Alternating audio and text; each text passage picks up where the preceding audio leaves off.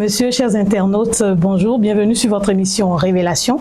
Nous sommes heureux de vous retrouver en cette nouvelle année sur cette émission avec un sujet très poignant, très intéressant, un sujet que notre invité va se donner le plaisir de nous expliquer à travers les causes spirituelles et métaphysiques.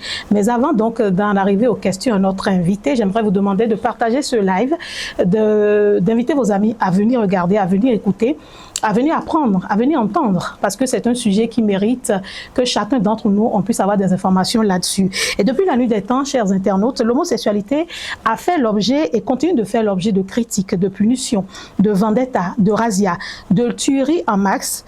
Et ceux qui sont connus homosexuels sont souvent discriminés, brûlés, montrés du doigt par notre société. Mais dans les couloirs sombres, des milieux qu'on ne peut nommer, l'homosexualité a fait l'objet de curiosité.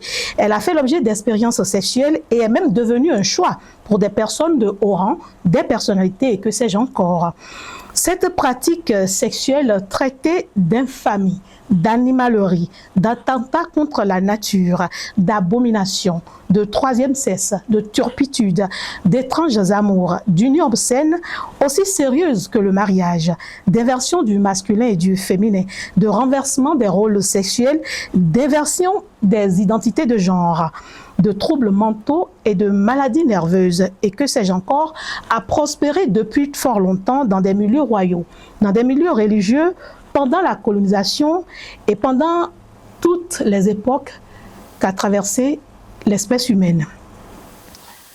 C'est même allé dans les prisons, dans les centres de carcération, mais avant d'être accepté aujourd'hui dans certaines sociétés du monde, pas tous. Mesdames et messieurs, aujourd'hui nous parlons de l'homosexualité et avec notre invité, nous allons essayer de voir les causes spirituelles et métaphysiques. Mais si certains condamnent l'homosexualité avec la dernière rigueur, d'autres l'acceptent telle qu'elle sans préjugés aucune ni discrimination.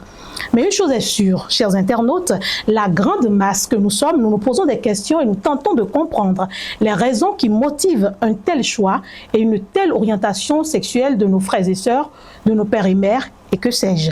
Dans votre émission aujourd'hui, dans Révélation de ce vendredi 20 mars 2026, qui, j'en suis convaincu, va rester dans les annales de l'histoire, nous allons essayer de comprendre, ou du moins de mettre la lumière sur les causes spirituelles et métaphysiques. J'insiste là-dessus, les causes physiques et métaphysiques, non, les causes spirituelles et métaphysiques, donc de l'homosexualité.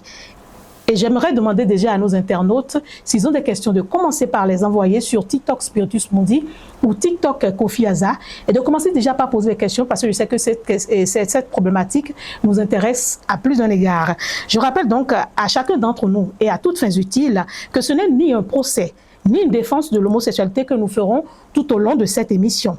Avant que notre invité, on va juste simplement essayer d'aborder les causes spirituelles et métaphysique. Vénérable Nahada Toinje Sedegwedo, vous êtes grand commandeur de l'authentique et universel ordre de la Reine, mais qui, je le rappelle, nous donne la possibilité donc d'avoir accès à ces genres d'informations. Et nous remercions Honor TV qui nous accompagne dans cette émission également. Et nous remercions également tous les dignitaires de l'ordre. Bonjour et bienvenue. Monsieur, bonjour et bonjour à tous ceux qui nous écoutent en ce moment. C'est un plaisir pour nous de renouer avec cette charmante population derrière les petits écrans qui nous regardent et également leur dire que nous sommes très engagés et ce n'est pas qu'on est fatigué de leur apporter les informations fiables, viables et sûres, mais c'est qu'on a été très préoccupés, très occupés.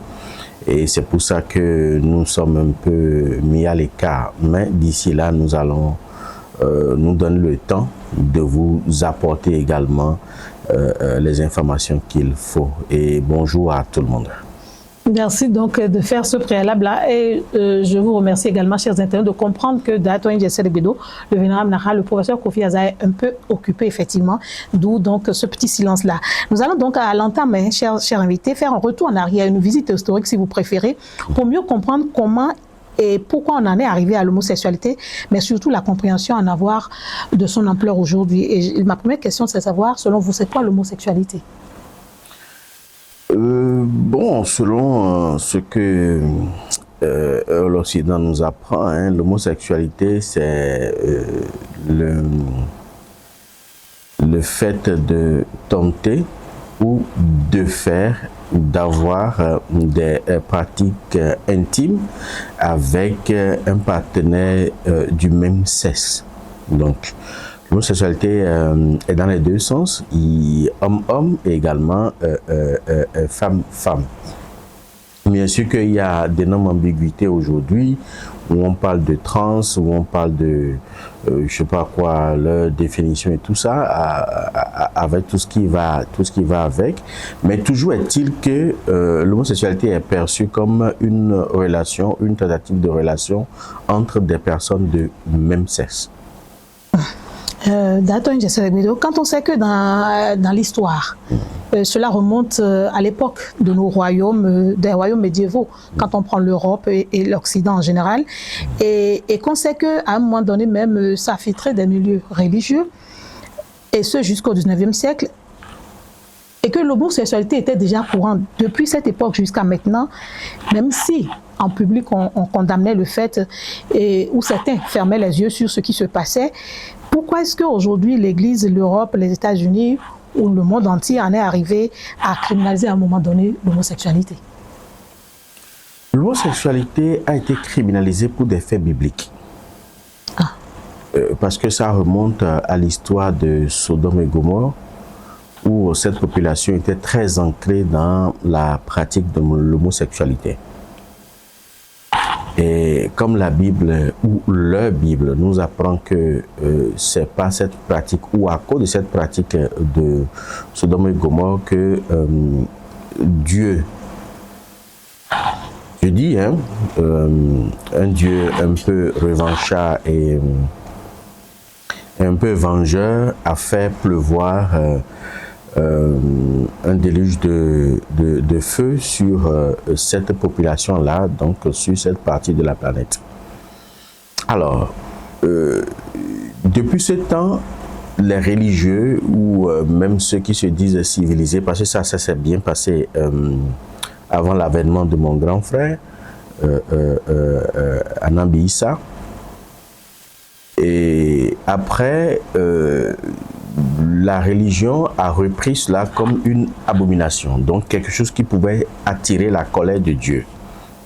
Donc, cette diabolisation de la pratique de l'homosexualité avait donné naissance à une traque durant la période médiévale et jusqu'à un passé très récent, hein, jusqu'à la colonisation de l'Afrique. Et cela est perçu comme une pratique ignoble qu'il faut combattre à tout prix. Donc les Occidentaux ont fait des lois pour criminaliser l'homosexualité. Parce qu'avant ça, l'Afrique ne connaissait pas ça. Cela ne veut pas dire que ça n'existait pas. Mais l'Afrique ne connaissait pas ça et n'en parlait pas du tout. La question de l'homosexualité. La question de l'homosexualité, avant la colonisation, on ne connaissait pas ça. Même si cela se ressent chez certaines personnes, je ne dis pas que c'était absent, pas du tout. Cela était bien présent et même très ancré dans notre tradition. L'homosexualité est très ancrée dans la tradition africaine, surtout la tradition du vaudou. Mais l'Afrique n'en parlait pas jusqu'à ce que les Occidentaux, les colons, nous apportent des dispositions de loi pour criminaliser cela. Donc c'est depuis ce temps-là que c'est perçu comme une pratique diabolique. Mais ce sont eux même qui ont encore fait volte-face pour revenir encore avec un autre langage au fait. J'aimerais rappeler à nos internautes que dans l'histoire de Sodome et Gomorrhe, il y avait Lot et sa femme. Lot qui était le neveu d'Abraham, si je m'en rappelle bien. Et on reprochait donc que dans cette ville, il y avait des pratiques sexuelles pas possibles, notamment la sodomie, et qu'il y avait des abus de tout genre qui se reflétaient. Et donc Dieu s'est fâché et a fait souffler le feu et le soufre donc sur la ville de Sodome et de Gomorrhe. Et on en est arrivé donc à cette histoire où en voulant sauver Lot, le neveu d'Abraham, on leur a demandé de ne pas regarder derrière, de partir sans regarder derrière. Ça, même si on a oublié quelque chose, de ne pas regarder derrière, mais la femme de Lot a tourné la tête à regarder derrière et est devenue une statue de sable. Oui, ça c'est des légendes. De sel. Ah oui, je pensais que je voulais poser la question de savoir si l'histoire avait vraiment existé. Non, c'est juste une légende. Oui, mais les légendes. C'est une vérité, c'est tout. Que vous avez envie de partager. Non, ce sont des allégories. En fait, les allégories permettent d'expliquer une réalité, mais ne sont pas des faits réels. C'est vrai qu'il y a eu de tels incendies, mais ce n'est pas à cause de la débauche. De la débauche, non. Mais c'était un déluge nucléaire. Parce que l'humanité à l'époque avait déjà atteint le seuil nucléaire, ce que nous avons aujourd'hui. Et c'était un déluge nucléaire qui s'est abattu sur cette planète-là, mais ce n'était pas Dieu qui a fait ça. Aucun Dieu. Non. Autant l'omniprésent, l'omniscient ne saurait faire pleuvoir une pluie de bombes atomiques sur une région de la planète parce qu'ils ont des pratiques sexuelles ignobles. D'accord. Maintenant, dites-moi, pourquoi à un moment donné encore, dans cette même espèce humaine, jusqu'à aujourd'hui, on en arrive à accepter, à valoriser, à protéger, et certains États en sont même arrivés à constitutionnaliser le fait et à l'accepter tel quel? Il y a plusieurs aspects qui entrent en ligne de compte par rapport à ça. C'est-à-dire qu'à un moment donné, certains ont fait des recherches, en Afrique ici surtout, et quand je dis certains, je ne veux pas stigmatiser des familles riches, mais les familles les plus riches, les plus nobles de l'Occident, avaient diligenté après la colonisation, c'est-à-dire un peu bien avant la loi 4, donc entre 1900 et 1958, ils avaient dirigé des études au niveau de l'Afrique de l'Ouest. Et dans certains pays, notamment le Bénin, le Togo, le Ghana et autres, pour comprendre la perception de l'homosexualité dans la tradition africaine. Et ils avaient fait la même chose également dans les traditions juives, dans les traditions chaldéennes. Mais ils ont fini par découvrir certaines vérités. Et c'est cette vérité-là, au fait, qui a permis à ces familles nobles, ces familles riches, de renverser par le lobby financier cet événement-là, ou cette criminalisation-là, ce qui a fait que après les années 60, ils ont commencé par décriminaliser l'homosexualité. C'est à coup d'argent, au fait. Et ils en ont constitué, je dirais pas une secte, mais un groupe, ou des groupes de façon isolée, qui ont commencé par faire la promotion de l'homosexualité.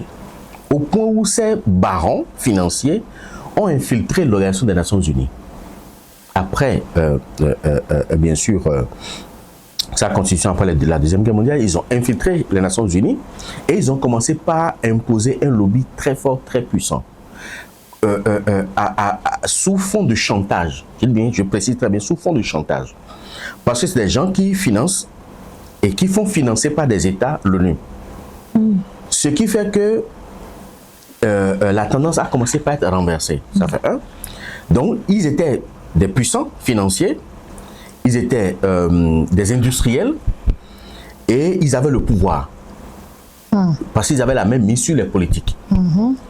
Deuxième chose, l'ONU a reconnu ce phénomène-là et leur reconnaît même une patrie. Et ils sont même plus considérés, que les humains. Bon, je dis que les autres, que les hétéros, ceux qui sont parce qu'eux ils sont considérés comme des citoyens universels. Et ils ont un État reconnu par l'ONU, ils ont un drapeau. Vous voulez nous dire l'État là? L'État en question là? Ben c'est ça leur définition de LGBTQ+, je ne sais pas tout ça là. Et leur drapeau c'est l'arc-en-ciel. Ah, waouh! Leur drapeau c'est l'arc-en-ciel. Donc ils sont des citoyens universels. Ils sont des citoyens universels, donc ils ont plus de droits que le citoyen lambda. Ce qui fait que quand ils sont persécutés dans un pays, les ambassades liées aux Occidentaux qui sont dans ces pays-là ont l'obligation de leur délivrer des visas pour qu'ils puissent sortir de ce pays-là où ils sont persécutés. D'accord. Donc, qu'ils produisent des justificatifs adéquats pour pouvoir obtenir le visa ou non, on leur délivre le visa pour les sortir. C'est comme des exilés politiques. D'accord. Parce qu'ils sont persécutés. Donc, tous ces phénomènes-là, mis ensemble, font qu'ils ont plus de pouvoir, ils ont plus de moyens et ils ont plus de priorité par rapport aux citoyens lambda. Et comme il y a beaucoup de moyens, et comme il y a beaucoup plus de considération, et comme il y a des gens puissants derrière ce lobby, beaucoup ont afflué vers pas mimétisme, pas suivisme et pas nécessité pécuniaire. Ce qui fait que le phénomène a flambé et a pris de l'ampleur. Mais il y a une vérité de fond. Oui, en préparant cette émission, parce que c'est l'émission que j'ai le plus préparée de ma vie. C'est pas pour rire, mais c'est sérieux. Je me suis rendu compte qu'à un moment donné, dans cette communauté, il y avait des questions sanitaires qui se sont posées. Puisque vous avez parlé tout à l'heure de l'ONU, et ces questions sanitaires en ont amené l'OMS, l'Organisation mondiale de la santé, à demander qu'on ne fasse plus objet de discrimination. Parce que je suis journaliste et je pense que j'ai participé à des campagnes où on a sensibilisé pour que ces personnes-là, étant contaminées par les maladies sexuellement transmissibles et le VIH-Sida en particulier, ne puissent pas, par vengeance ou par colère, en arriver à contaminer les autres populations qui sont censées être normales. Et donc, la lutte s'est accentuée dans ce sens au point où je pense que c'est dans cette lutte-là également que nous, journalistes, on en est arrivé à plus être au contact de ces communautés-là, à pouvoir savoir qui c'est. Et comme vous l'avez dit, c'est vrai, hein, c'est pas discriminatoire, mais on s'est rendu compte effectivement que c'est dans les milieux les plus riches, où les enfants des riches, qu'il y a souvent ce phénomène qui s'accentue. Et il y en a qui, dans leur explication, ont parlé de comportements qu'ils ont vécu en famille. Il y en a qui sont du sexe masculin et qui ont vécu plus avec des femmes. Il y en a qui sont du sexe féminin qui ont plus vécu avec des hommes. Il y en a qui ont dit qu'on les y a amenés de force. Il y en a qui ont dit qu'ils ont rencontré ça dans la tradition.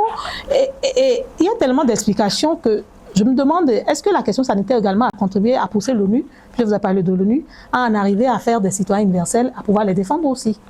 Il n'y a pas que ça. C'est leur lutte d'ailleurs qui avait permis à ce que, c'est à cause d'eux que cette disposition-là s'est étendue aux autres citoyens lambda. C'est pour empêcher que des États profitent de ça pour les mettre en prison. C'est pour ça que ceux-là, d'abord, puis ça a commencé par eux, qui sont porteurs du VIH, même s'ils commettent des crimes, on ne peut pas les emprisonner. On ne les met pas en prison. Et après, ça s'est étendu sur les citoyens lambda. Donc, tout citoyen qui est porteur de VIH-Sida, la justice internationale exige qu'on ne les mette pas en prison. Ben, c'était à cause des homosexuels.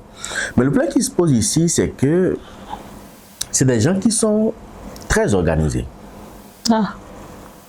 Oui, bon, ils ont un État. Dans tous les pays, ils sont très organisés, plus organisés en Occident.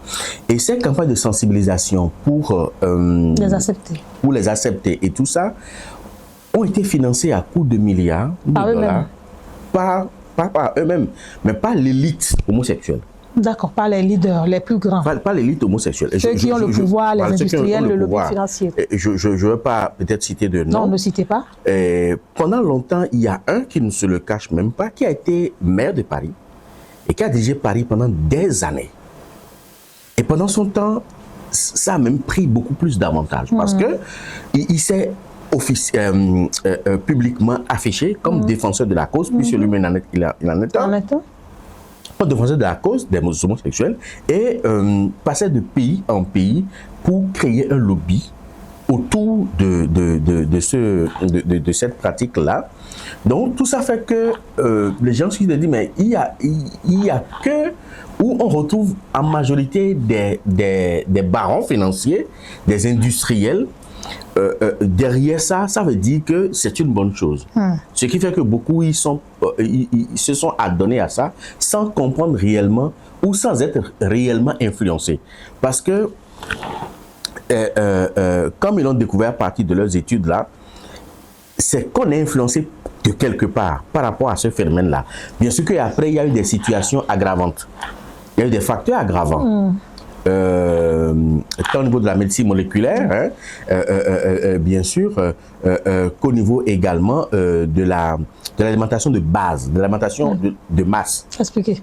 La médecine moléculaire, depuis les années 40-50, les produits à base de paracétamol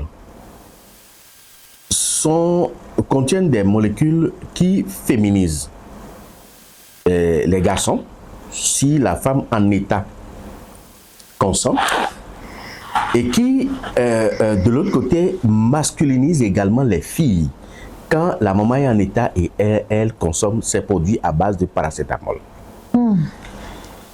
Donc, ça fait partie des facteurs aggravants au fait de la situation. Donc, pendant longtemps, ou même jusqu'à aujourd'hui, une femme qui est en état et qui consomme de paracétamol, cela crée déjà ou fait le lit à ce phénomène d'homosexualité par rapport à l'enfant déjà. Parce que si c'est une fille, elle sera masculinisée.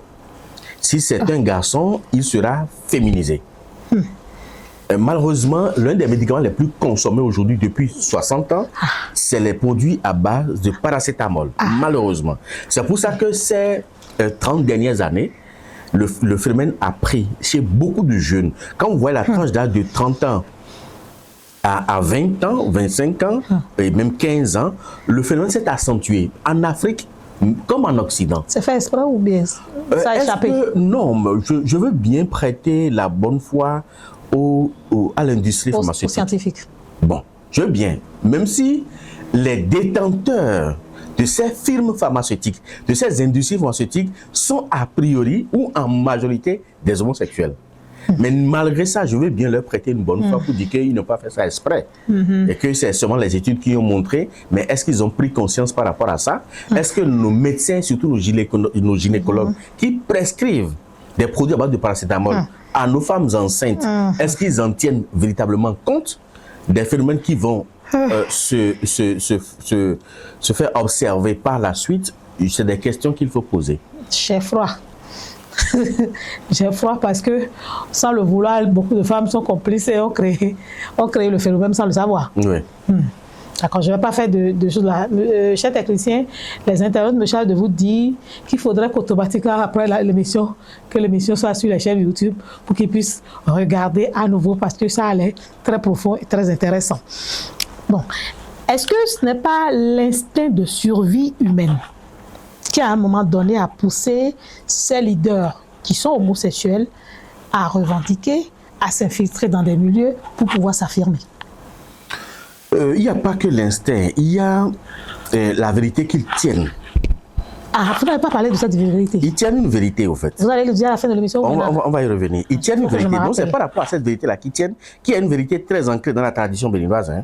Ah non, puisque je ne vais pas poser la question dans le vaudou. Donc, c'est par rapport à cette vérité-là qu'ils tiennent. Et c'est par rapport à ça qu'ils agissent ainsi. Et deuxième chose, c'est également pas souci de communautarisme. Parce que vous savez, aujourd'hui, le monde entier évolue en réseau.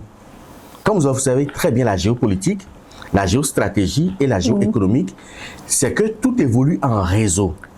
Donc, ils se sont vus dans un creuset où ils se disent, s'il y a tant de barons, s'il y a tant de puissance industrielle, économique, même culturelle, et même des médias, beaucoup de gens des médias étaient très ancrés dans cette... Nous sommes vos amis, pourquoi vous insistez sur dans cette communauté-là. Ils se sont dit, mieux vaut prendre la communauté et en faire un réseau qu'on pourra développer après et en faire un lobby de pression sur les politiques et sur la politique internationale. Ça, c'est là de la jungle, ça. Donc, vous savez, c'est comme ça partout, les gens évoluent toujours en réseau. Donc, c'est ce qui fait qu'ils ont réussi. Aujourd'hui, c'est le réseau le plus organisé, le plus étendu de la planète. C'est le réseau homosexuel. C'est le réseau le plus étendu. Il faut le reconnaître. Et c'est le réseau le plus organisé, et avec une hiérarchie très bien planifiée jusqu'au bout. Vous en parlez tellement que j'ai une question bizarre. On va aller maintenant dans les causes spirituelles, métaphysiques, parce que là, il y a une vérité que je dois entendre. La vérité qui est liée à la tradition vaudra, je dois entendre ça. Maintenant, professeur Kofi Azada, qu'est-ce que la tradition africaine et béninoise là, tradition d'abord, dit de l'homosexualité? Vous avez dit que ça existait, mais on n'en parlait pas. C'est comme... Tapoter, partager le lave, c'est là que ça devient intéressant là. L'homosexualité est perçue comme un ordre divin. Un ordre divin? C'est un ordre, pas c'est perçu. L'homosexualité est un ordre divin. Ah. Donc il ne faut pas parler aux profanes, ou pas parler avec les profanes. Ah, c'est pour les initiés. C'est pour les initiés. Ah. On ne parle pas, c'est pour ça que ça existait bien sûr en Afrique et même au Bénin, bien avant l'avènement des colons et tout ça, mais on n'en parlait pas parce que c'est de l'ordre divin. C'est comme quand Moïse a chuchoté le nom de Yahweh dans les oreilles du pharaon pour la première fois, il a fait une crise. Pour dire que c'est un nom imprononçable. L'homosexualité est très profonde. C'est-à-dire que pour la tradition, il n'y a que le divin, il n'y a que les Vodou qui ont la primeur, pour ne pas dire, qui ont la faveur d'être homosexuels. Je m'explique. On n'a pas compris. Quand vous prenez un vaudou comme Minona, l'énergie matricielle, c'est une divinité féminine. Minona, tout le monde sait, quand on dit Minona, c'est la femme. C'est une divinité féminine. Mais quand on veut lui consacrer d'adeptes, on ne lui consacre uniquement que la femme. D'accord. On ne peut être adepte de Minona que si on est femme. C'est pour ça qu'on dit Nancy. Minonancy. La femme de Minona. Mais Minona elle-même, elle est femme. Et sa femme est une femme. Encore que les divinités procréent par émanation et non pas enfantement. C'est pour ça qu'ils sont très ancrés dans l'homosexualité. Parce qu'on peut être homosexuel et procréer par enfantement. On est obligé de procréer par émanation. Donc le fait que Minona ne dispose que de femmes comme adeptes, donc comme sa femme, ils sont dit Vaudou-si, donc la femme du Vaudou. On a tendance à croire à première vue que Minona est lesbienne. Ça, c'est profane. D'accord, mais dans l'ordre divin. Ça, c'est profane. Mais quand on rentre dans l'ordre divin, c'est une question d'harmonisation et d'androgyna. L'harmonisation, c'est que la matrice ne peut s'harmoniser véritablement qu'avec la matrice. Bon, ça va expliquer ça un peu. Ils sont pas le profane. Je vais rappeler ceci. Je ne suis pas là pour défendre l'homosexualité. On l'a déjà dit. Ce n'est pas mon rôle. On explique. Mais on explique le phénomène et les influences que les gens subissent. Et à partir de là, dès qu'on va commencer par observer ça chez l'enfant, on saura quelle disposition prendre pour lui en empêcher. C'est l'objectif final de l'émission. Voilà. Donc, à première vue, on va penser que Minona, par exemple, c'est juste un exemple, on va revenir sur les autres divinités, que Minona, par exemple, est lesbienne. Or, la femme elle-même, ou toutes les femmes sont androgynes. Ça, vous l'avez souvent dit. Voilà, toutes les femmes sont androgynes. C'est pour ça que quand vous observez à la tête, pour être plus vulgaire, je vais le dire. Trouver les mots qui ne vont pas censurer l'émission. Voilà, donc quand vous observez bien le sexe de la femme, au niveau du clitoris, vous allez voir un pénis miniaturisé. Quand on observe la matrice de la femme. La matrice de la femme, il y a un pénis miniaturisé. Non? Toutes les femmes sont androgynes, c'est-à-dire qu'elles ont atteint, avant même leur propre naissance, la félicité de l'androgyna. Ce qui fait que la femme peut vivre sans l'homme. Mais elle ne peut pas procréer sans l'homme. Non, continuez, je ne fais pas de commentaires. Mais la femme peut vivre sans l'homme. C'est-à-dire que la femme en elle-même peut s'auto-suffire, peut se suffire sur le plan sexuel, sans la présence d'un homme. Mais pour l'homme, ce n'est pas possible. Ce qui fait que les divinités à polarité féminine ne disposent que d'adeptes à polarité féminine. D'accord. Maintenant, quand on vient au niveau des autres divinités, je prends par exemple le cas de l'Egba. Allez-y. L'Egba peut avoir comme adepte femme ou homme. Oui, là, les deux. Parce que l'Egba, c'est l'énergie de virilité, c'est le phallus en érection. Oui, il est sur la transgenre, déjà. Donc, l'Egba, en tant qu'énergie de virilité, peut avoir un homme comme adepte. Et une femme. Et peut avoir également une femme comme adepte. Et les deux sont l'Egba. Si. Mais l'Egba est homme, ou est supposé être homme, mais qui dispose comme femme un homme également, parmi tant d'autres. Et là également, c'est aussi de l'ordre divin, cette homosexualité pratiquée par la divinité. C'est la divinité qui pratique ça. Nous sommes dans les causes spirituelles et métaphysiques. C'est la divinité qui pratique ça et non l'individu qui pratique. Ce qui fait que quand un adepte est possédé et finit sa mission avec la divinité, quand il revient en lui, il dit « Oui, saint, à soutien vaudouan ». C'est-à-dire que je suis allé adorer mon mari. Même si c'est une femme qui est allée en immersion spirituelle avec une divinité à polarité féminine, cette divinité qui est à polarité féminine est appelée Assou, est appelée Marie. Oui. Si c'est un homme qui est allé, par exemple, faire l'immersion à Dada Zoji qui est un Sakwata, par exemple, à la fin, il dira oui, saint, Assou, qui est vaudouan. C'est-à-dire que je suis allé adorer, je suis allé faire l'immersion spirituelle avec mon mari. Mais sachant bien que celui qui s'exprime, le vaudou en question, est un homme. Ouais. Cela veut dire que cette pratique-là qu'il vient de faire, cette immersion spirituelle qu'il vient de faire, est de l'ordre divin.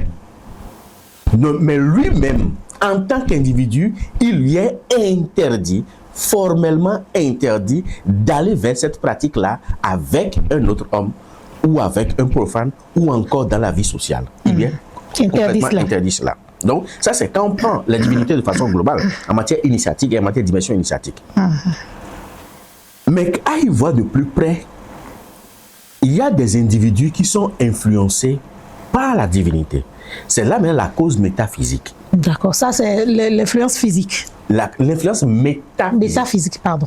Ça c'est l'influence métaphysique. Coucou à tous ceux qui sont en Amérique latine et notamment au Brésil et qui nous regardent. Merci. C'est-à-dire que quand vous prenez, il y a certaines divinités qui sont très précises, qui font ça. Nous avons Minona. Nous avons Bokoleba. Nous avons, quand je parle de Minona, je parle de toutes ces ramifications. Hein, jusqu'à dans sa globalité. Dans sa globalité, jusqu'à Mami et tout ça, tout ce qui va avec. Jusqu'à Yalode, Danambloukou et tout ce qui va avec. Nous avons Dan. Et après ça, maintenant, nous avons également les ramifications de tous les dents également. Donc ça fait Minona. Il y a Minona, il y a Bokoleba et Dan. Il y a Dan. C'est les plus grandes. D'accord. Là où c'est plus visible. Là où c'est plus visible. Les causes métaphysiques. Exactement. Et là, nous sommes obligés de revenir à l'anatomie occulte de l'homme. Allons-y. Pour permettre aux gens de comprendre. Dites-nous tout. Révélez-nous tout. Quand on parle d'anatomie occulte de l'homme, c'est-à-dire que, je vais rappeler, parce que j'en ai souvent parlé au niveau de mes émissions, quand la femme tombe enceinte, c'est-à-dire dès qu'il y a la gestation, le premier élément qui naît, c'est l'élément air. Dan. Et qui, à 2 semaines après, commence par faire battre le cœur du fœtus. De l'œuf. Et après ça, maintenant, il y a une membrane qui enveloppe tout le processus gestatique et qui commence par siphonner le placement de la femme. C'est à l'instant de l'élément eau. Donc l'air est là et l'eau vient après. L'eau vient. Et là, c'est ce que nous appelons torsion. Puis maintenant, il y a l'hyperthermie qui embrase le bas-ventre de la femme. Je veux dire qu'une femme enceinte, son bas-ventre est légèrement plus chaud que son corps. D'accord. C'est la naissance de l'élément feu. Que nous appelons Kabioso. Ça fait troisième étape. Et maintenant, c'est la combinaison de l'élément air, de l'élément eau et de l'élément feu qui commence par produire maintenant la matière, l'élément terre, c'est-à-dire le corps du bébé. Et ça, c'est la naissance de Sabata. Alors, après cela, maintenant, il y a Gou qui intervient, mais sous forme gélatineuse. Gou, c'est les os. Mais jusqu'à ce moment-là, ces os-là se présentent et ont un comportement gélatineux. Ils ne sont pas solides, ils ne sont pas liquides non plus. Ils sont un peu élastiques. Voilà. Donc, après Gou, maintenant, nous avons les deux cerveaux qui viennent, qui constituent les rohos, les jumeaux. Et après ça, maintenant, le crâne commence par battre. Et là, c'est l'Issa qui intervient. Et le sexe de l'enfant, après, est déterminé à partir de 4e, 5e mois. Le sexe de l'enfant est déterminé. Donc, soit l'enfant appartient à Bokoleba, soit l'enfant appartient à Minona. Mais cela ne veut pas dire que l'un est absent. Les deux sont présents. Là. Les deux sont mais là. l'un prédomine. Mais l'un prédomine. Alors, le phénomène qui s'observe maintenant, c'est là où le problème commence. C'est puissant vraiment. C'est là où le problème commence. C'est ça qu'on appelle la décade divine. Les 10 divinités sont présentes. Maintenant, au niveau des 10 divinités, quand nous prenons l'enfant est un garçon, c'est bon que Révélation intervienne. Là, l'enfant sera vigoureux, vital et tout ça là. Ou alors que Gou intervienne, ou alors que Bokoleba intervienne. Ça, c'est des divinités d'hommes, ça. C'est des divinités masculines. La polarité masculine. Non, c'est des vaudous masculins.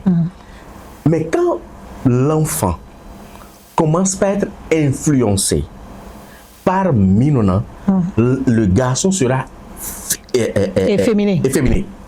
Il aura des comportements de femme. Il aura des façons de comportement de femme. Si l'enfant commence par être influencé par dents, l'enfant va développer également, et quand c'est dents, féminin.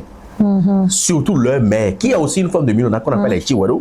Si c'est elle qui intervient sur cet enfant-là, l'enfant, c'est un garçon, l'enfant sera efféminé. La divinité marque. Donc quand l'enfant sort, étant fortement influencé par Minona, l'enfant va développer des comportements de femme. Ce garçon-là va commencer, dès son enfance, va commencer à développer des comportements de femme. Donc quand vous remarquez ça en même temps là, initiez l'enfant au fa. Et identifier en même temps quel est ce Minona-là qui est venu influencer l'enfant. Et détacher le Minona de l'enfant. Tous les constellations de fa fait après la naissance de l'enfant. Exactement. Donc si, par exemple, on fait à Dogofa, on comprendra également que c'est un garçon qui vient, mais avec comportement de femme. Dogofa l'a dit ça. Dogofa déjà donne les informations. C'est un garçon qui vient, mais avec comportement de femme. Ou alors c'est une fille qui vient avec un comportement de garçon. D'accord. Donc, à partir de là, déjà, on a les informations sur l'enfant avant que l'enfant ne naisse. Et dès sa naissance, après 3 mois, on commence par prendre les dispositions. D'accord. Ceux qui ont déjà fait enfant, maintenant, l'enfant, ils n'ont qu'à faire Afodjetifa, c'est ça, non? Non, Afodjeti se fait avant 3 mois. Avant 3 mois. Mais si c'est après 3 mois, c'est fini. Il faut faire Agbassa si on fait voilà, dans la famille. Ou alors, attendre au moins 1 an et faire Fatissé pour l'enfant. Donc, en dehors de ça, et quand Minona influence un garçon, le garçon a des fesses. Ah, les hommes fesses, celui-là. Oui. Le garçon a des fesses. Et ça permet en même temps de remarquer que ce garçon est influencé par Minona. Et là, il faut prendre toutes les dispositions et même revoir son éducation. Wow. Parce que si l'éducation n'est pas revue, ou l'enfant n'évolue pas dans un milieu adapté et que l'enfant est déjà influencé par Minona, et développe les attitudes de femme. Et quand le plonge encore dans un environnement de femme, où l'enfant grandit dans un milieu où il n'y a que de femmes, ce garçon est irrécupérablement femme. Il ne va se sentir que femme. Pour autant. Donc, il y a cet aspect. Il y a maintenant l'aspect dents, mais lié à mamie. C'est deux aspects différents. Quand un garçon est influencé par dents, mais de l'ordre marin, parce qu'il y a dents de l'ordre terrestre, il y a dents de l'ordre marin. Et les dents de l'ordre terrestre, et eux, ils influencent. On remarque que le garçon a des faussettes, mais ne développe pas des aptitudes féminines. D'accord. Non. Il est mignon, sexy avec les Il est mignon et tout ça, mais il va même d'ailleurs monnayer sa beauté pour influencer, pour faire des successions de conquêtes avec les femmes et tout ça. Waouh. Mais quand... c'est ça les doses là. Voilà. Mais quand la présence de dents est de l'ordre marin, d'abord l'enfant est squelettique. Bon, j'ai dit mince. Oh, oui. C'est ces enfants qui ne sont pas... Ils n'ont pas ces enfants, ils sont minces. Et généralement, ils développent dès leur enfance. Vous allez voir que leurs doigts ils ont les doigts. Jolis doigts. Ils ont les doigts effilés. Ils ont les doigts effilés. Dès la naissance, déjà, on sent les doigts qui sont effilés. Alors, voilà, c'est long, de longs doigts, très effilés. Et ils adoptent dès la naissance des comportements de femmes. Dès la naissance des comportements de femmes, des aptitudes de femmes, ils adoptent déjà. Et là, c'est forcément un serpent de l'ordre marin.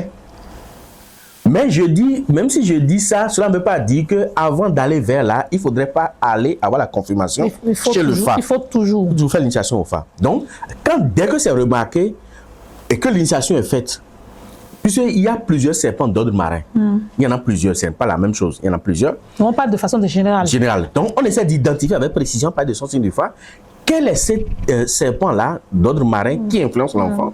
Et on réalise le réceptacle. Et le réceptacle revient à créer une scission, une extircation. C'est-à-dire qu'on procède on les sépare. On les sépare. On procède à une extrication. On dit à la divinité, toi reste ici. Toi reste ici. Donc, on détache la divinité de l'individu. Et l'individu reste à côté. L'individu est à côté, la divinité est à côté, le vaudou est à côté. Et là, il n'y a plus d'influence directe, il n'y a plus d'interaction directe entre ce vaudou et l'individu. C'est ça que l'individu se retrouve et progressivement, même si on le fait, ça ne veut pas dire que du jour au lendemain, le comportement va s'arrêter. Non, ça peut prendre 3, 7 ans, même plus, avant que la féminisation ne termine complètement chez le garçon. Et ça, c'est juste quelques exemples quand il s'agit de garçons. Quand il s'agit de filles, normalement, une fille doit être influencée par Minona. Oui, normalement. Voilà. Ou mais normalement, il y a des filles garçons. Ou pas dents ou autre. Mais il y a des filles garçons. Quand il y a Bokolegba qui prend le dessus chez une fille, par exemple, à sa naissance, c'est-à-dire que quand c'est la divinité Bokolegba qui a pris le dessus sur la décade divine, sur les 9 autres divinités, cette femme va agir comme Bokolegba. Et déjà, vous allez constater dans ses aptitudes dès l'enfance, la fille sera brutale, en tout cas, agressive, et également autoritaire. Avant de parler, tu as l'impression que c'est une grande personne. Et on sent que c'est des filles qui ont du mal à garder des cheveux sur leur tête. Mais si vous insistez, elle peut en tomber malade. Donc, on est obligé de leur raser la tête ou de coiffer les cheveux régulièrement. C'est que ça les dérange quand elles ont des cheveux sur la tête. Je suis garçon et que les cheveux font fou sur la tête. Exactement. Quand l'enfant est influencé par Bokolegba. Et quand une fille est influencée par Hebioso, c'est encore le comble, quoi. C'est la chaleur à outrance. C'est-à-dire qu'eux, ils n'agissent jamais doucement. C'est-à-dire, dans tout, on doit aller plus vite. C'est des gens qui sont pressés, et, ils doivent aller plus vite. Ils n'ont pas... La patience n'existe pas chez eux. Ça n'existe pas dans leur vocabulaire, la patience, ça n'existe pas. Ça n'existe pas. Et c'est des gens qui sont... non seulement agressives, c'est des filles qui sont non seulement agressives, mais c'est des filles qui cherchent à faire asseoir leur hégémonie sur tout le monde. Même leur père, même leur mère, si elle grandit et que par la force des choses, elle se marie, c'est que c'est le mari qui devient la femme et c'est elle, femme, qui devient le mari de l'autre. C'est que l'homme doit se soumettre à son dictat. Si l'homme ne suit pas ses... Non, c'est que ça passe pas. C'est là la famille qui a voté. Bon, généralement. Donc, quand la femme est influencée par Hebioso, elle peut être influencée par Hebioso et se marier avec un homme. mais elles développent des comportements très agressifs vis-à-vis de l'homme. Et c'est des gens qui, en quelque sorte, je dirais, mettre le grappin, des filles qui mettent le grappin sur les hommes. Et on dit, j'en suis là. Et puis l'homme ne peut rien. Voilà. Et quand ça s'observe, il vaut mieux aller beaucoup plus vite, identifier le genre de Krébioso, voilà, et créer l'harmonisation. Mais cela ne veut pas dire que ça va, comme je l'ai dit, ça va finir du jour au lendemain. Non, ça va mettre des années avant que ce comportement-là ne diminue progressivement chez cette fille-là. Juste quelques exemples, voilà, parmi tant d'autres, par rapport à l'homosexualité au niveau de l'ordre divin. C'est profond. Et la question qui me vient tout de suite là, ça veut dire qu'une grossesse doit être suivie spirituellement. Oui. Et un bébé qui sort après l'accouchement doit être suivi de façon très minutieuse. C'est ça, hein? Il n'y a pas que cet aspect. C'est-à-dire que c'est mieux que la grossesse soit bien suivie, je dirais sur le plan médical, donc sur le plan clinique, et que la femme prenne tout le temps de voir les médicaments qu'elle consomme pour ne pas consommer trop de médicaments à base de paracétamol. Et généralement également, il y a un autre aspect que je veux bien souligner, que les gynécologues m'en excusent. Je ne suis pas spécialiste de la médecine moléculaire, mais la femme doit consommer le fer de façon modérée. Ça, il faut dire là aussi, il y a un problème. Exactement. Quand la femme consomme ça en excès, ça renforce la vitalité. Ça, c'est good. Quand c'est une fille, si la grossesse, si c'est un garçon, c'est très bon. Mais quand c'est une fille et que vous prenez le fer en excès, ça va renforcer la vitalité davantage de la fille. Ça va développer en lui des aptitudes de goût. Et ça peut également amener cette fille. Ce sont ces filles-là qui sont très portées sur l'armée, sur les métiers militaires et paramilitaires. C'est-à-dire que si on ne la met pas dans un milieu militaire ou paramilitaire, cette fille ne va pas bien se sentir. Il va se sentir là où on manipule les armes. Là où on est brutal, c'est à ce niveau-là que cette fille-là va se retrouver. Donc, il faut vraiment modérer la consommation du fer. Je ne dis pas de ne pas forcément en consommer si vous êtes en état, parce que vous avez besoin de ça pour la vitalité. Mais il faut éviter en excès si la grossesse que vous portez est une fille. C'est très important. Je tiens à souligner également ça. Et aussi, il y a des femmes, quand elles sont en état, elles préfèrent que manger des aliments chauds. À tout moment. Il faut revoir ça parce que cela va développer davantage la chaleur. Si c'est une fille, et va accentuer sa polarité de Krébioso. De sorte que quand toute la gestation, vous passez tout le temps à manger des aliments chauds, c'est que cet enfant va développer des attitudes de Krébioso. Et quand l'enfant va naître, d'abord, les enfants qui sont nés sous le sceau de Krébioso ou influencés par Krébioso, c'est une fille, c'est des filles qui pleurent tout le temps la nuit. Elle peut être rassasiée. Elle pleure. Elle va pleurer. Jusqu'au petit matin. Et c'est le matin maintenant qu'elle va commencer par dormir. Si c'est un garçon dont la maman passait tout le temps à manger des aliments chauds sur la grossesse et que l'enfant, le garçon sort, il va passer tout le temps à pleurer. Même si on lui donne biberon, même si on lui donne les seins, il finit, il va pleurer jusqu'au petit matin. Donc, ça peut également influencer sur l'enfant. Donc, c'est conseillé, à défaut de ne pas manger des repas froids, c'est conseillé de manger des repas tièdes. C'est mieux pour l'enfant et c'est mieux après pour la maman pour qu'elle ne passe pas les 6 premiers mois après l'accouchement, des nuits blanches, quoi, pendant les 6 premiers mois après l'accouchement. Bon courage à celle qui passe. Bon, au final, je pense que le sujet a valu la peine. Mon stress est descendu. Mais les femmes, pardon, vous avez des responsabilités. Ce n'est pas une seule, hein. Vous avez des responsabilités. Et je pense que celles qui écoutent ou qui regardent cette émission à ce moment précis ont des informations qui puissent les aider à mieux orienter déjà très tôt leur enfant. Laisser en toute chose nuire. Allez, j'en connais. Quand femme la mange trop glacée, c'est pas bon. ça fait quoi? Il doit y aller dessous. Quand c'est un garçon, c'est un enfant, un garçon flemmard. Ah, yon tomé. C'est un garçon flemmard. Parce qu'on a passé tout le temps à prendre du froid, et uniquement du froid que ce. C'est quelle énergie là? À ce niveau-là, nous parlons de l'ISA. D'accord. Des gens, même si on lui dit, va au portail m'acheter du maïs, il va mettre même 30 minutes avant d'aller et revenir, alors que c'est un distance qu'il peut faire en 5 minutes. C'est pas des garçons qui sont speed. Mais quand c'est une femme, c'est des femmes qui sont encore plus femmes. Et femme ou fara. Et même dans la démarche, dès la naissance, on sent ça. C'est des femmes qui marchent de façon nonchalante. Donc même dans la démarche, on sent que c'est une fille qui a même du mal à être vive dans cette démarche. Merci pour les roses. Voilà. En tout cas, moi je ris, hein, mais c'est profond. J'essaye de ne pas pleurer en fait. Parce que ce qu'on dit là, ça c'est très sérieux. Après, la vérité dit que fille n'a pas violence, mais elle a dit. C'est le comportement qu'on a adopté pendant la grossesse. Oui, mais aussi la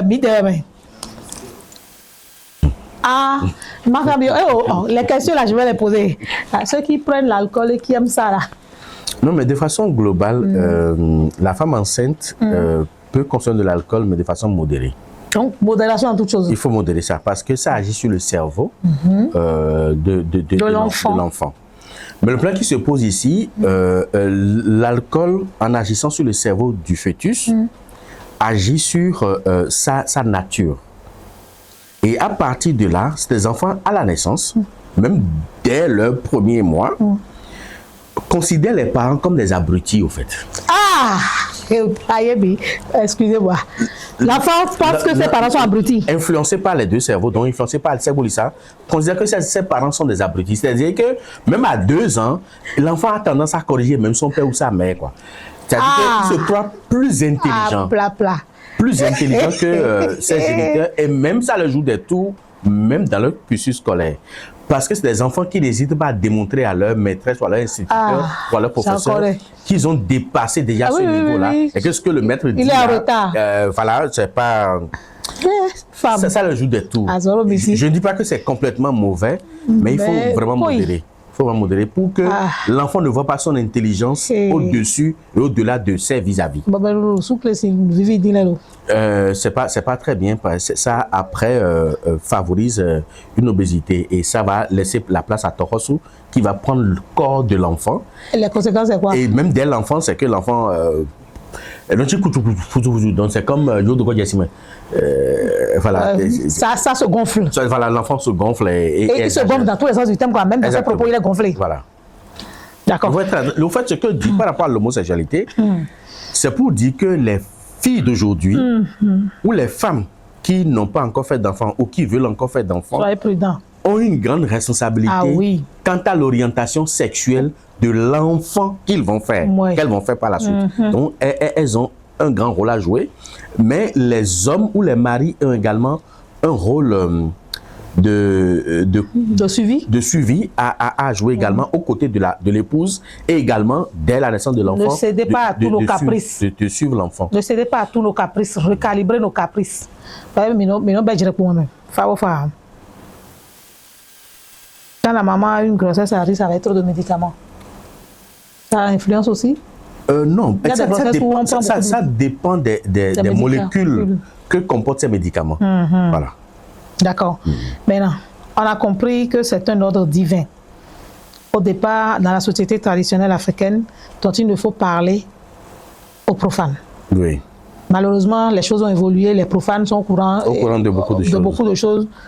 Qu'on est censé leur cacher. Maintenant, de façon très claire, qu'est-ce que la spiritualité africaine ou béninoise dit de cette orientation sexuelle? Très clair. La société, d'abord, la spiritualité africaine dit autre chose.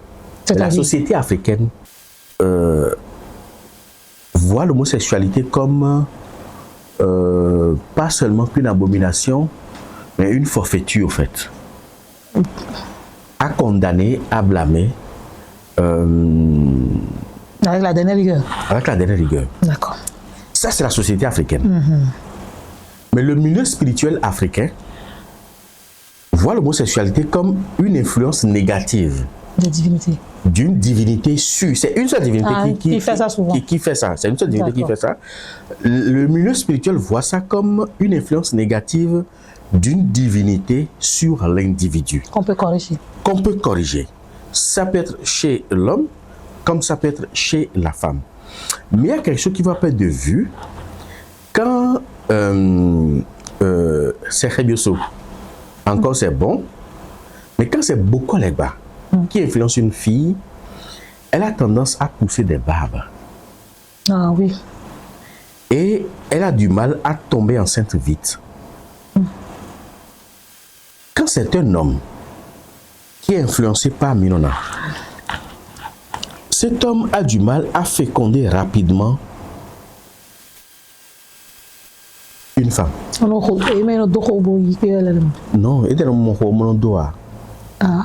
un homme influencé par Minona a du mal à féconder une femme. Ah, ils ont de la difficulté à Ils ont de la difficulté parce qu'ils souffrent généralement d'azospermie ou d'oligospermie. Ok, d'accord. Ils souffrent généralement d'azospermie ou d'oligospermie. C'est figé. C'est comme quelqu'un qui, même pas à l'initiation, hein, on retrouve la lettre fou, la lettre ça sur le signe de ces gens-là. Et très rapidement, il faudra commencer par corriger, sinon, quand ça s'étale complètement, ils ont du mal à féconder une femme. L'influence n'est pas que physique, elle est aussi physiologique. L'influence de la divinité, elle est aussi physiologique. Mais pourquoi dit-on que l'homosexualité a pris corps dans les milieux spirituels et initiatiques? L'homosexualité, hein? A pris corps dans les milieux spirituels et initiatiques. Pourquoi on dit ça? Bon, pas forcément. C'est à cause de l'influence de l'individu. Ça n'a pas pris corps. Ce sont les individus qui s'extériorisent à l'intérieur des milieux initiatiques. C'est-à-dire qu'un garçon, par exemple, qui est influencé par un serpent d'ordre marin, donc dans l'ordre des mamies et tout ça, même si il va faire son rituel d'harmonisation et d'immersion initiatique à son vaudou, l'influence demeure pendant des années. Oui, parce qu'on et quand l'influence devient irrésistible, on verra que ce garçon va développer des attitudes d'homosexualité à l'intérieur. Non, parce que mais aujourd'hui, c'est plus bien à l'intérieur. Aujourd'hui, on en voit même dans le couvent, on comprend. Mais quand on sort du couvent, la personne a du plaisir à montrer que c'est comme ça. Non, pas seulement la personne a du plaisir, la personne n'a même pas du plaisir, c'est sa nature. Et quand la personne est influencée par un serpent d'ordre marin et qu'on lui fait les rituels, à la sortie, quand vous voyez ce garçon danser, il danse même mieux que les femmes. Ah oui, forcément. Il danse mieux que les femmes. Non, parfaitement même. Il danse mieux que les femmes. Donc, c'est sa nature. C'est pas qu'il veut impressionner. Oui, mais ça, c'est à la sortie. Mais pourquoi dans la vie active, il y en a qui acceptent tellement le fait que même dans la vie active, ils l'expriment? Oui, c'est parce que... Parce que c'est plus recrudescent aujourd'hui dans le milieu famille. Non, c'est parce que ces dernières années, pour ne pas dire ces 20 dernières années, il y a eu beaucoup de campagnes d'information, de sensibilisation qui font que ceux-là, influencés par cette divinité, se sentent plus ou moins défendus. Donc, ils n'ont plus de soucis. Donc, ils ont des soucis dans certaines familles, ils sont rejetés dans certaines familles. Mais malgré ça, ces gens qui ont, à un moment donné, ils se sont dit, comme il y a des gens au plus haut placés qui nous défendent, je n'ai plus de raison de cacher ce que je suis réellement. Donc, c'est des gens qui ont, à un moment donné, compris qu'ils peuvent s'extérioriser, même s'il y a des stéréotypes et tout ça, ils peuvent s'extérioriser et ils n'ont plus de raison à cacher leur être, leur identité réelle. Mais cette identité réelle n'est que spirituelle. Elle n'est pas naturelle. Malheureusement, quoi. Je ne sais même pas quelle question poser. Je voulais savoir, est-ce qu'il y a une possibilité de trouver une solution à ce problème-là pour vous? Oui, il y a une possibilité de trouver une solution. Et c'est là que je veux interpeller le législateur. D'accord, dites-nous. Pour le législateur, il ne sert à rien de durcir ou de sanctionner, c'est ça? Pas seulement de sanctionner, mais de criminaliser davantage l'homosexualité. La pratique de l'homosexualité.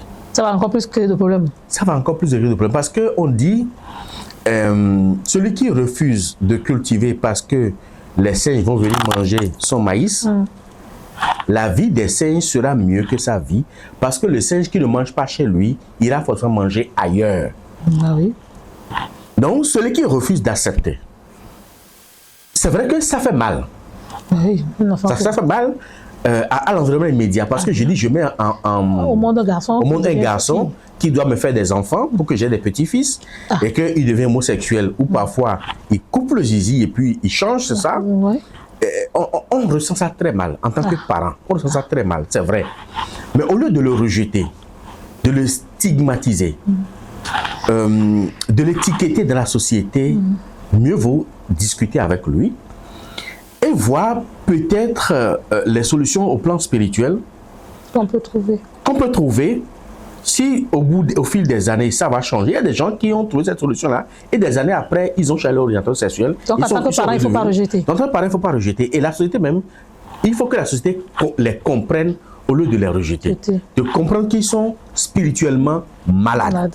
Ça n'a pas un autre nom. D'accord. C'est une maladie spirituelle et qui peut être réglée spirituellement. En dehors de l'aspect moléculaire qu'on a soulevé et tout ça, donc, au lieu de les criminaliser davantage, de les jeter en prison pour 5 ans, 10 ans ou 20 ans, ça ne sert absolument à rien parce que c'est une perte ou ce sera une perte pour la société. C'est des gens souvent intelligents aussi. Ces gens qui sont, et ils sont très gentils. Ben oui. Quand vous côtoyez un homosexuel, c'est que vous allez dire, vous n'allez faire d'amis qu'avec eux. Ils sont très gentils, ils sont sincères, ils sont honnêtes, ils sont posés, ils sont polis, ils sont respectueux. Je confirme. Les homosexuels. Mais c'est un phénomène que la société aujourd'hui a du mal à admettre. Mais moi, je pense que le législateur doit travailler davantage dans ce sens-là. Et au lieu de les criminaliser et de les jeter en prison, il vaut mieux discuter avec et voir les possibilités de solutions, les approches de solutions au plan spirituel. Parce que ce mal est purement spirituel. C'est une maladie spirituelle. Donc, si on peut trouver une solution, on peut apporter la solution. Et ça peut ne pas marcher. Si l'individu, le garçon est très ancré, ou si la femme est très ancrée, on peut apporter la solution et ça peut ne pas marcher. C'est qu'elle peut ne pas changer son orientation sexuelle. Comme dans la majeure partie des cas, on apporte la solution et au fil des années, la femme abandonne progressivement cette pratique homosexuelle et l'homme également abandonne progressivement cette pratique. Et ça peut porter. Oui, cela m'amène à 2 questions.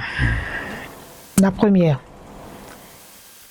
Pourquoi certains signes du Fa influencent aussi certains individus? Le signe du Fa n'influence pas. Parce qu'il y a des gens qui sont femmes et qui ont des signes masculins. Oui, c'est ça que je vous dis. Le signe du Fa n'influence pas. Ce sont les divinités qui sont sur le signe. Qui influencent l'individu. S'amusent. Dieu se joue de nous. Voilà. Donc c'est tout le problème au niveau des vaudous. Ce sont les vaudous qui assurent le signe du Fa, qui influencent l'individu, et non le Fa lui-même. Le Fa est juste un indicateur. Mais c'est qu'il est porteur d'une charge. De façon, je dirais, c'est comme une intrication. Et cette intrication-là fait que chaque signe du Fa porte des vaudous. Mais malheureusement, chaque vaudou a des influences sur tout sexe qu'il rencontre. Donc, si c'est un vaudou purement masculin et qu'il rencontre une femme, l'influence sera négative. Parce que ça va être une influence d'homme dans le corps d'une femme. Et si c'est un vaudou à influence féminine qui rencontre un garçon, ce n'est pas bien. Parce que ce sera un garçon, mais qui va développer dans son corps de garçon des comportements féminins. Donc, ce sont les influences des vaudous qui assurent le signe du Fa qui font qu'on ressent ça chez des gens. Est-ce que le fait d'être efféminé, d'être homosexuel ou d'être masculinisé a un rapport avec l'incarnation présente de la personne aussi? Genre, dans cette vie, il doit porter ce corps, porter cette charge-là pour pouvoir accomplir sa mission dans cette incarnation. Non, l'incarnation se moque du sexe que vous prenez. D'accord. Donc, l'incarnation, pour vous faciliter la vie, et compte tenu de la mission que vous avez à faire, peut vous mettre dans le corps d'une femme pour que ça soit plus facile. Quand vous pouvez avoir une mission de femme, et l'incarnation va vous projeter dans le corps d'un garçon parce que c'est ce qui est disponible au moment où vous êtes là. Donc l'incarnation se moque éperdument du sexe du corps qui est disponible. Oui. C'est-à-dire que dès que le corps est disponible, vous prenez ce corps. Mais votre mission est en grande partie une mission d'homme. Voilà que le corps qui était disponible en ce moment là où vous devez venir sur la terre est un corps féminin. Ce qui fait que vous allez voir des femmes qui réalisent des prouesses d'hommes. Oui. Comme on voit également des hommes qui réalisent des prouesses de femmes. Donc l'incarnation se moque. Si vous avez la chance d'avoir une mission d'homme dans un corps d'homme, il faut dire Alléluia. Il faut rendre grâce à Yah. Mais si vous avez une mission de femme et que vous vous retrouvez dans un corps d'homme, il faut juste rendre grâce à Yah. D'accord. On va aller rapidement aux questions des internautes. Merci à tous ceux qui sont connectés. Hein. Merci infiniment à tous ceux qui sont sur ce live. Merci également à tous ceux qui critiquent. C'est très gentil. Ça me permet d'avancer. Pourquoi cette expression grave dans votre visage ce matin? C'est dû au sujet, à l'entame de l'émission apparemment. C'est dû au sujet, c'est ça? Peut-être à l'entame de l'émission. Peut-être pas forcément, hein, mais bon. C'est l'énergie qui est déployée pour... voilà, c'est tout. D'accord. Merci de nous regarder depuis le Brésil. Milokudo Zanzan. Oui, on peut aimer quelqu'un hier et le détester aujourd'hui, ça, c'est pas un problème. Oui, bon. Non, il tapotait pour que ça ne bug plus. Tapoter, vous savez ce qu'il faut faire, non? Tapoter, pomper les cœurs, faites ce qu'il faut pour que ça ne bug pas. D'accord? Merci d'être là. Question, est-ce que la masturbation... Attendez. Mais on l'a non. Est-ce que la masturbation a un rapport négatif avec les divinités? Parlez-nous un peu de ça. Non, la masturbation fait intervenir les divinités quand c'est répétitif. Je ne juge pas la masturbation. Non, je ne juge pas la masturbation. Le spirituel ne juge pas. Non. Mais quand vous prenez l'habitude de le faire, ça vous rend accro et ça vous rend dépendant. De sorte qu'on a du mal à en défaire. Pas parce qu'on ne veut pas, mais parce qu'il y a une implication d'une influence spirituelle. C'est quand vous prenez l'habitude de vous masturber, parce que si c'est... tant l'homme que la femme font des sécrétions. L'homme éjacule, la femme aussi éjacule. Or, le liquide séminal de la femme comme de l'homme est plus puissant en matière vibratoire énergétique que le sang. C'est tout comme si vous passez... je vous donne un exemple. Allez-y. Si aujourd'hui, vous prenez un endroit et vous mettez du sang animal par terre là. Demain, vous mettez du sang animal par terre. Après de mettre du sang animal par terre, ça devient une habitude sur un certain nombre de jours, de mois. Dès que vous allez arrêter ça, vous allez commencer par avoir des vibrations négatives qui vont commencer à vous perturber. Et quand vous allez consulter, on va vous dire que vous avez l'habitude de faire quelque chose que vous avez arrêté, il faut continuer. Parce que dès que le sang tombe par terre, il y a des oligo-éléments qui s'agglutinent autour. Automatiquement. Automatiquement. C'est donc des énergies qui en raffolent. Donc quand ils en trouvent, ils vont vous créer davantage des conditions dans lesquelles vous allez toujours verser ce sang. Donc si vous avez besoin d'argent pour acheter un poulet que vous allez mettre le sang par terre, ils vont mettre dans les conditions où vous aurez les moyens pour acheter le poulet, pour mettre le sang par terre, pour qu'eux puissent en avoir. Donc c'est la même chose. Pour la masturbation. Pour la masturbation. Donc, en fait, la masturbation que vous éjaculez, les énergies s'agglutinent autour et vont dévorer l'énergie vitale qu'il y a à l'intérieur de liquide séminal. Ils deviennent accros. Et ils vont devenir accros. Donc, quand eux, ils n'en trouvent pas et qu'ils ne trouvent pas ailleurs, ils sont dans le manque, ils vont vous titiller. C'est comme une pression. Ceux qui ont l'habitude de le faire, ils vont dire, c'est comme une pression qu'on ressent. Vous en devenez fou, quoi. Voilà, et il faut forcément y aller, Et ça revient.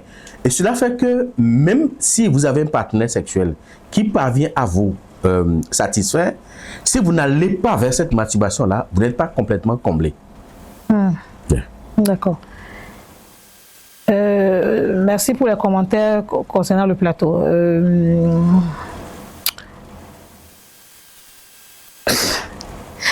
D'accord. Merci. D'accord, l'écoute est potable, c'est bon.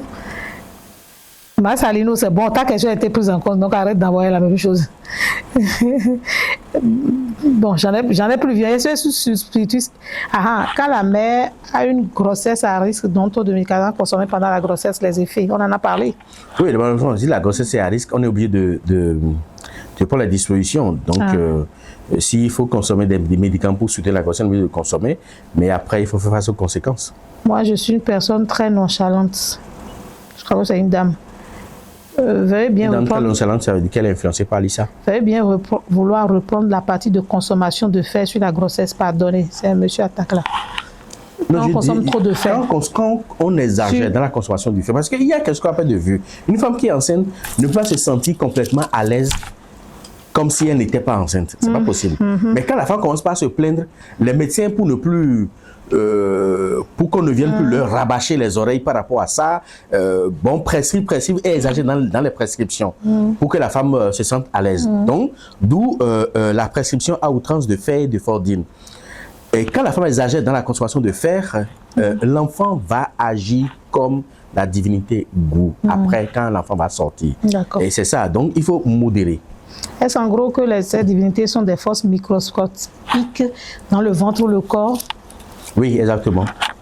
Bonjour. Ah, je comprends maintenant un peu la logique des sectaires. Bon, on n'a pas compris. Peut-on alors arrêter cette pratique de masturbation par lien spirituel? Oui, on peut arrêter ça. Il suffit de trouver un substitut énergétique. Si vous trouvez un substitut énergétique, vous pouvez arrêter ça. Dès que vous commencez par sentir le besoin d'aller vers la masturbation, mettez par terre toutes choses qui contiennent de l'énergie vitale. Ça peut être du lait, par exemple, ça peut être des boissons sucrées, ça peut être des fruits, par exemple. Mettez par terre. Ou vous pouvez couper, si vous avez un bout de viande dans votre frigo, vous coupez juste un tout petit bout de viande que vous jetez par terre. Et ces énergies-là qui vous poussent à le faire vont s'agglutiner autour et finalement, vous serez complètement délaissé. Parce qu'après un certain temps, ces énergies-là, quand ils n'ont pas ce qu'ils veulent, ils s'orientent ailleurs. Voilà. D'accord, merci beaucoup pour tout l'enseignement que vous nous offrez gratuitement. Oui, on en profite pour dire merci à l'authentique et universel ordre de la Reine Mère et à tous les dignitaires qui sont... Merci à vous pour l'émission, d'accord. Les personnes influencées par dents sont-ils à risque d'être homosexuelles? Si le dent est d'ordre marin, oui. Mais si c'est d'ordre terrestre, non, pas du tout. Au contraire. D'accord. Sur les signes, on trouve à la fois un dent marin, Minona et Lisa. Ces divinités peuvent-elles influencer? Oui, ça peut influencer. D'accord. Inconvénient sur un garçon et sur une fille. Dans le cas où, sur son signe du phare, on a trouvé à la fois un dent marin, un Minona et un Lisa. L'influence est énorme parce que généralement, c'est quand par exemple Fou rencontre Woli, et là on a la présence de Minona, on a la présence de dent marin et également de Lisa. L'influence c'est que ces gens qui sont à la fois influencés par dent, Minona et Lisa, d'abord je peux dire que si c'est une femme, oui, il me semble qu'il a dit que c'est une femme. Si c'est une femme, la première chose qu'elle doit éviter, c'est de se mettre nue devant son homme dans la journée. D'accord. Parce que quand Lisa et Minona se retrouvent sur un même signe, c'est pas bon que cette femme-là se mette nue devant son partenaire dans la journée. Dès que le soleil se lève, même s'ils doivent forcément choser les choses, c'est qu'il faut, il faut tout fermer et éviter les rayons solaires à l'intérieur. Il faut éviter les rayons solaires à l'intérieur. Ça, c'est la première des choses. Parce que sa matrice vibre trop fort à l'état solaire. Et au bout des années, ça peut créer des sources de cécité, donc de baisse d'acuité visuelle à l'homme qui regarde ça au fait. Donc l'homme au bout du rouleau peut avoir une baisse d'acuité visuelle. Regardez moi aussi. Maintenant, en matière d'influence... Pour le garçon. Pour le garçon, il y a moins de soucis à se faire, seulement que ce garçon-là risque d'être véritablement amorphe, quoi, en fait. Quand Dan est là, Minona et puis Lisa se présentent sur un garçon, ce garçon sera très amorphe. Est-ce que les personnes influencées par Dan sont à risque d'être homosexuelles, que ce soit fille ou garçon? Non, c'est ça, j'ai dit, ce n'est pas évident. Mais Ça dépend du dent. Si et seulement si, c'est si et seulement si ce dent est d'ordre marin. Là, il y a un risque Pour d'homosexualité. mettre dans quoi? Donc, tous ceux qui ont les fesses sont homo, minona, Tout ce qui? ont les fesses. Non, pas forcément. Non, pas du tout. Mais un garçon qui a les fesses a beaucoup plus de risque d'être influencé par Minona. D'accord. Voilà. Le professeur donne toujours le phare. On ne donne pas le phare. On va en forêt sacrée pour prendre le phare quand on est un homme. Et on fait le phare si c'est quand on est une femme. Bon, vous aurez le temps de reçu ça sur l'émission dès que ce sera en ligne. Ça bug, c'est peut-être votre connexion. Pourquoi une femme qui a l'énergie de Danhido, Wedo et Lisa n'ont pas de stabilité en amour? Non, il y a quelque chose. Hein. Si le travail d'harmonisation est régulièrement fait, il y a des travaux supra qu'on peut faire pour que la femme qui est influencée par Dan puisse retrouver la stabilité. Mais il ne faut pas perdre de vue. Dan, c'est l'énergie aérienne. L'air, de façon naturelle, est instable. Donc, il suffit d'en prendre conscience et de travailler là-dessus. D'accord. Oui, l'émission sera mise en ligne dès que possible, dès que montée, donc ne vous inquiétez pas. Spiritus. Celui qui est incarné par, oui, et le Danhido, Wedo et Gou, les deux ensemble chez une personne jumeau. Quelles sont les influences? L'influence chez un homme, d'abord, un homme qui est influencé par Gou ne va jamais vers l'homosexualité. D'accord. Voilà. D'accord. Oui, d'accord. Le Gou, on a déjà répondu.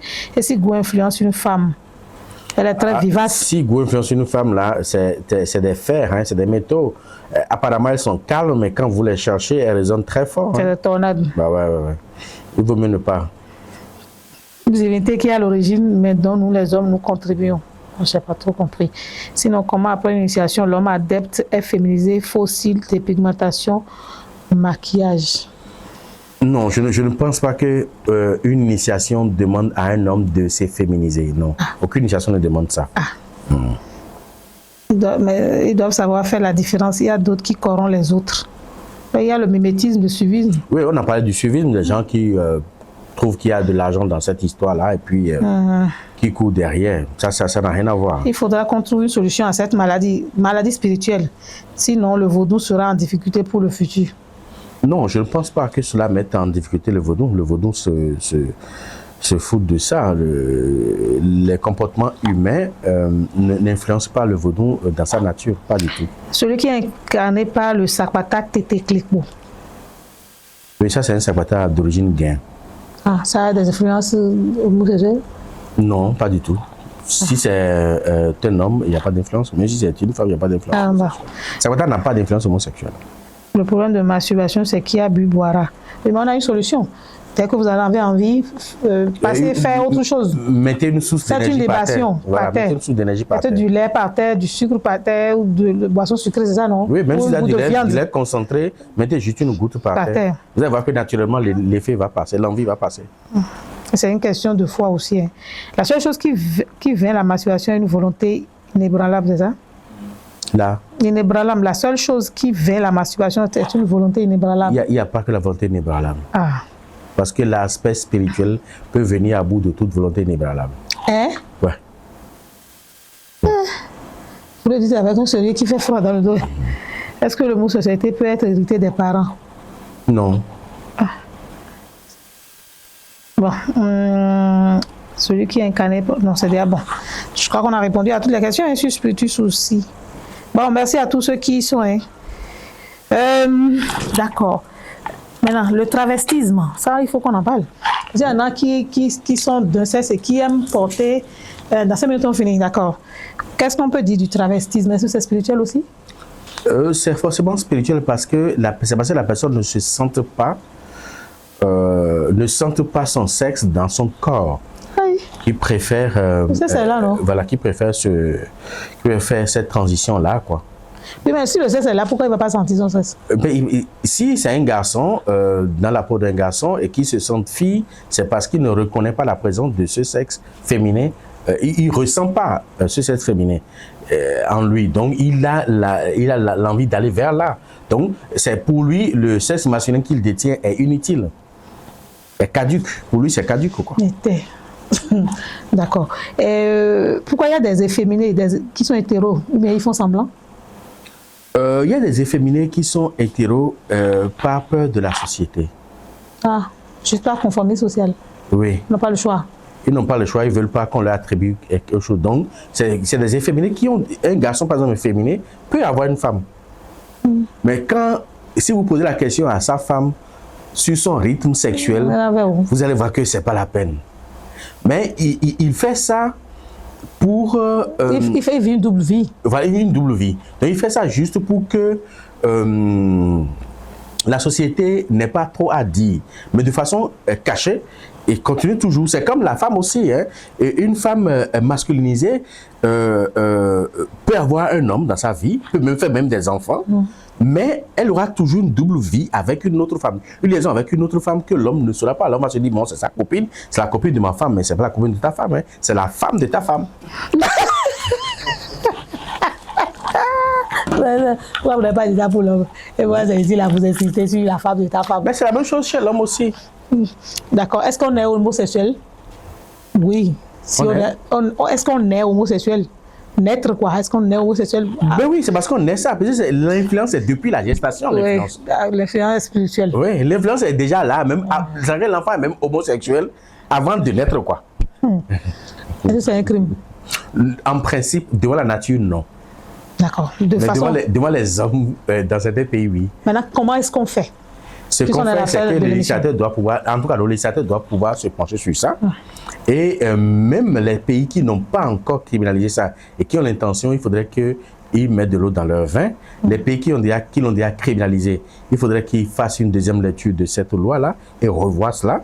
Et maintenant, interpeller les instances au niveau régional, sous-régional et même continental pour revoir cette question-là et tenir compte des aspects spirituels de cette question-là, des aspects culturels et culturels de cette question-là, avant de procéder à une quelconque disposition de loi. Comment ça va si une femme est Elisa, influencée par Milona Elisa? Il faut faire l'initiation aux femmes. Voilà. C'est la fin de l'émission, mais votre conclusion me ramène à une préoccupation qui vous est très chère depuis qu'il vous a même fait être candidat aux législatives. Est-ce à dire que pour prendre des lois dans nos pays, il faudrait interroger les traditions spirituelles? Vous savez, les lois dans un pays peuvent ne pas refléter les réalités de notre pays. Chaque pays doit pouvoir arrimer ces lois, ces dispositions de loi par rapport aux exigences spirituelles, métaphysiques, culturelles et culturelles de son pays. Donc si on doit mettre en place une loi, si on ne parle pas des lois économiques et tout ça là, politiques et tout ça, non, mais une loi qui réglemente la société, telle que le code des personnes de la famille, par exemple, la vie humaine. Qui agit sur la vie humaine, il faudra forcément questionner le spirituel. Il faudra avoir le son de cloche des hommes spirituels de cette nation-là. Je ne sais pas que ce qui est fait au Bénin peut être copié trait pour trait au Sénégal. Nous n'avons pas les mêmes réalités au niveau de nos peuplades. Donc, il faudrait que chaque disposition de loi soit fortement arrimée aux réalités spirituelles, physiques, métaphysiques, culturelles et spirituelles, et surtout culturelles de la nation-là. Votre doléance est prise en compte, ne vous inquiétez pas, vous aurez l'émission sur YouTube. Vous aurez l'émission sur YouTube. Merci beaucoup, Vénéran Mraha. C'est un devoir. Merci à l'Authentique Universelle Hôte de la Reine Mère et surtout à Honor TV de nous avoir donné cette opportunité de mieux comprendre l'homosexualité. L'homosexualité existe, a existé et existera toujours. Ouais. On retient que c'est une maladie spirituelle qu'on peut guérir à l'année. C'est pour cela qu'il est recommandé tout au moins de faire des consultations très tôt à un enfant pour déterminer qui il est véritablement et s'il y a des déformations spirituelles, de les corriger. Attends. Attends. Parce que quand le phénomène de l'accoutumance s'installe, c'est difficile de s'arracher à cela. Donc, faites très tôt des consultations sur vos bébés pour pouvoir avoir une idée claire, pour pouvoir les aider. Parce qu'il y a des choix qu'on ne fait pas, mais il y a des choix spirituels qui vous sont imposés, mais on peut les corriger, pas la nature, on peut les corriger. On peut les atténuer, on peut les arrimer. Donc, l'homosexualité, on en a parlé aujourd'hui. On va mettre l'émission en ligne, vous allez pouvoir réécouter, regarder. Mais ce n'est pas une manière de faire un procès à l'homosexualité ou de faire une vulgarisation ou d'encourager l'homosexualité. Nous n'avons fait qu'expliquer spirituellement et métaphysiquement ce qui en amène là. Nous vous remercions, nous vous donnons rendez-vous sur un autre numéro de votre émission Révélation.